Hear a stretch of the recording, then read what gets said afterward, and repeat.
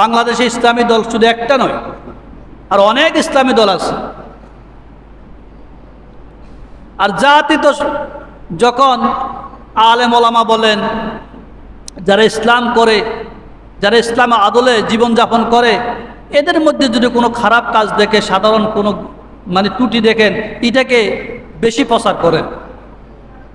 আর ইসলাম ব্যতীত আমরা মুসলমান নাম দিয়ে মুসলমান দাঁড়িয়ে অথচ আরও অনেক অন্যায় কাজ করি, অপরাধ করি, জুলুম করি, কিন্তু এদের কোনো কি, এদের অন্যায় প্রকাশ পায় না।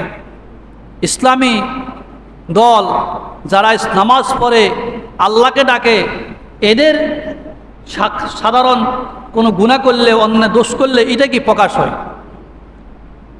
জামাত ইসলামের একজন কর্মী,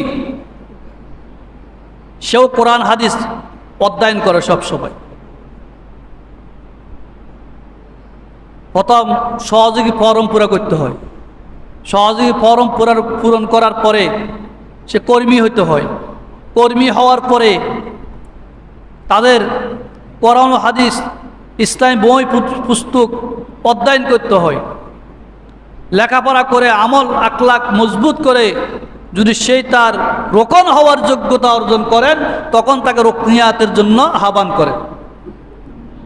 আর জামাত ইসলামের একজন রোকন সাধারণ রোকন না, সেই কমপক্ষে ৬০-৬৫টা ইসলামী বই পড়তে হয়, অধ্যয়ন করতে হয়, তাফসির অধ্যয়ন করতে হয়, তাফসির পড়তে হয়।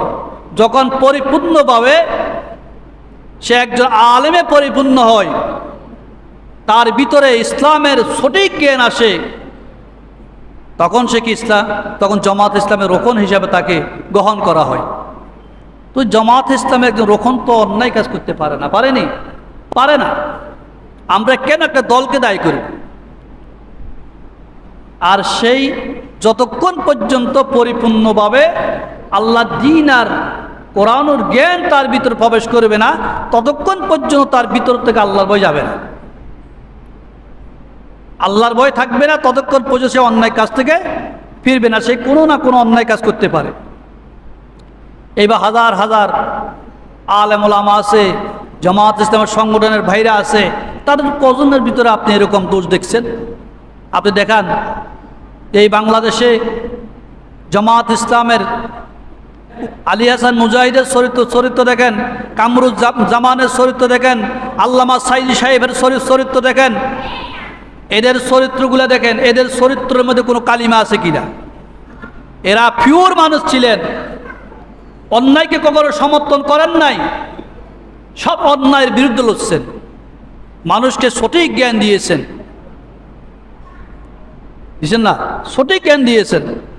তারা কখনো অন্যায় করেন নাই। যেইভাবে হোক তাদেরকে অন্যায়ের কালিমা মেখে ফাঁসির কাছে ঝুলানো হয়েছে। যারা ঝুলাইছেন অন্যায়ভাবে, তারা আল্লাহর কাছে জবাবদিহি করবে কাল কিয়ামতের ময়দানে। তো আমি বলবো, একজন ব্যক্তিকে দিয়ে কোনো ইসলামের ক্ষতি করা যাবে না।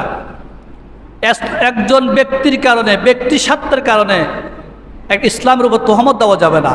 কারণ জামাতের আদর্শিক দল, ইসলামী দল, ন্যায়পরায়ণতার দল, তারা সব সময় ন্যায় নীতি ইনসাফ ভিত্তিক কাজ করার জন্য চেষ্টা করেন। ইসলাম প্রতিষ্ঠার, কোরআন প্রতিষ্ঠার কাজ করার জন্য চেষ্টা করেন সব সময়। অন্যায়ের সাথে তারা কি নয়, জড়িত নয়। এই জন্য কিন্তু আমরা তো দেখি রে, শুনতেছি, পেপারপত্রে দেখতেছি, কিন্তু আসলে কতটুকু বাস্তব, কত অবাস্তব, সেটা আমরা কখনো দেখি নাই, বলতে পারবো না। যদি সে এরকম অন্যায় কাজ করে থাকে, অবশ্য তাকে তার রুকনিয়ত বাতিল করা হবে, আর তাকে দল থেকে বহিষ্কার করা হবে। আমরা কেন অন্যায় অপরাধের সাথে